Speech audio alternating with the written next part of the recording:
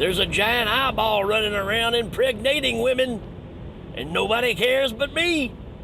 All that and a whole lot more right here on... What show is this again? Oh, yeah. Wait a minute, I hear something. Dr. Movie! Dr. Movie! Blueberry News! Dr. Movie! Dr. Movie! Yeah!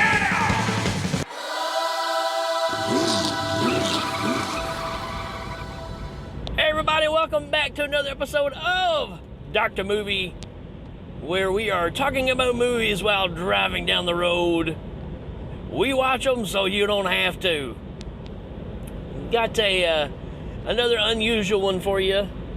We are talking about from 1999. You know, that year was known for such great movies. And it happens to bring you the horror/sci-fi classic. I'm kidding, of course. Classic, The Killer Eye. That's right. Yeah, it got a 2.8 out of 10 on IMDb, and I really can't disagree with that. I mean, there's some fun to be had with this, but at the same time, it's like, okay, is this thing still going? Here we go. Here's a synopsis for us. An ophthalmologist unwittingly unleashes a deadly creature from another dimension in the form of a giant eye.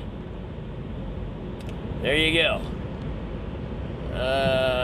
Directed by David DeCockatoo.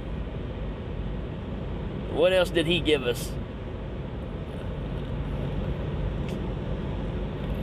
I'm not sure if he directed these, but the movies under his list is Sorority Babes in the Slimeball Bolorama, I believe it was, Creepazoids, one of the Puppet Master movies, Puppet Master 3.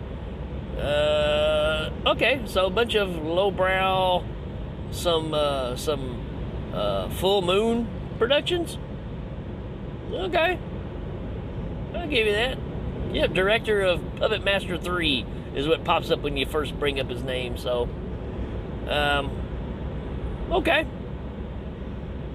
Oh, there is a sequel to this movie called Killer Eye Halloween Hunt.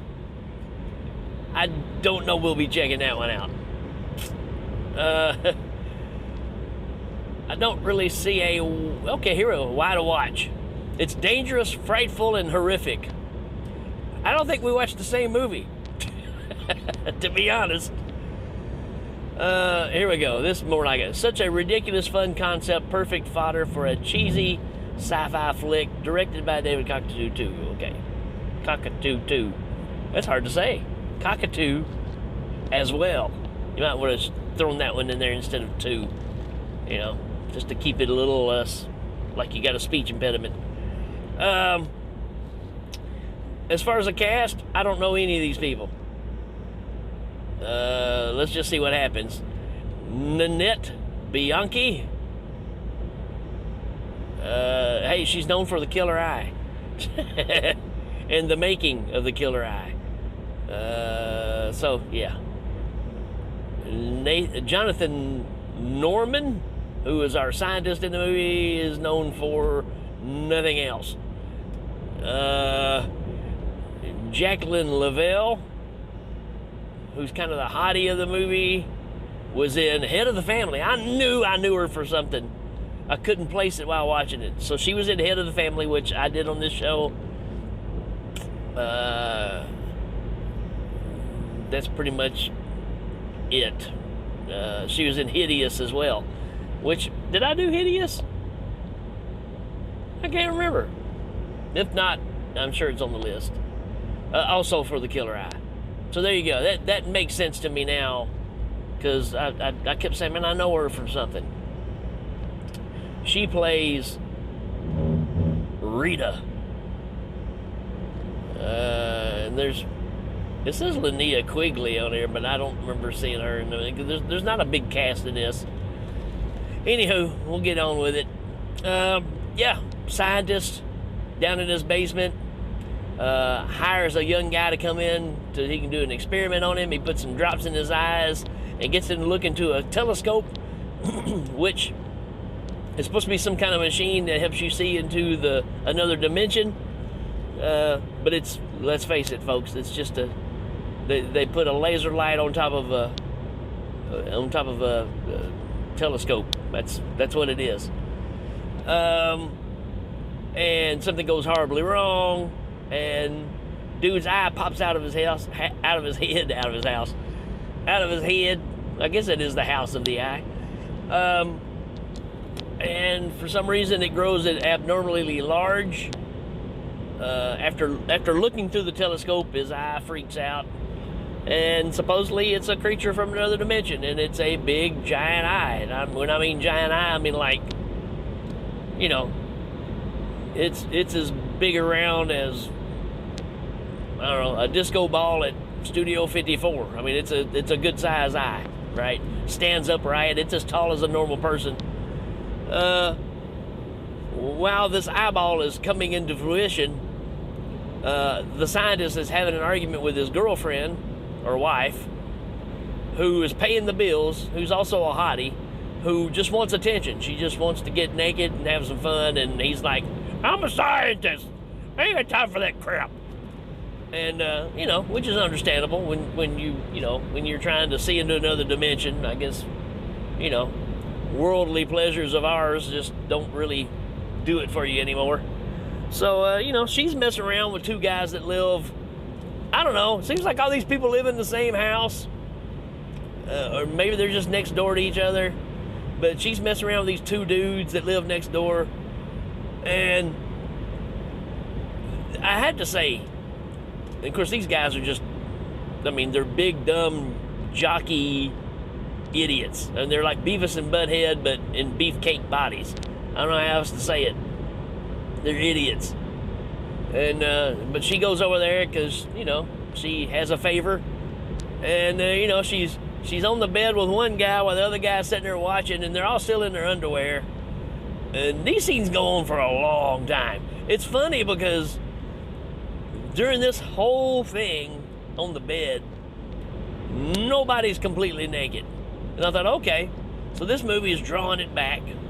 We're not going to really see any skin in this. No. Totally wrong. Because later on, two different ladies in this movie, you know, they're topless through quite a few scenes. And I'm like, so what's the drawback with this scene with the guy? Because obviously this is supposed to be the most sexual part of the entire movie. And, you know, and it's really weird. It's really awkward. It's almost like it's going to turn into a legit porn, but it doesn't. So it's like right there, you're like at the point of like, how far is this thing going to go? And it doesn't go anywhere. It just sits there spinning its wheels in the mud.